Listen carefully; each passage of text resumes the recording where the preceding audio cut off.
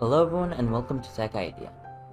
Here we make tutorials on topics that might be helpful to you in one way or the other, and today we're going to be looking at on how to type messages in Discord as bold letters. So first and foremost, open your Discord and go to the chat box where you want to type in bold letters. I'm already in the chat box. I'm going to just write a normal message like hello. As you can see, this is not bold. Now, there's two ways to write bold. One is asterisk asterisk hello. Sorry, I messed that up. And then one more asterisk. You can see that is a bit bold. You know, it's hard to see in this theme, so I'm just gonna change it up real quick. Go to themes. I'm gonna turn this off. And now it's much more clear. As you can see, it is bolder.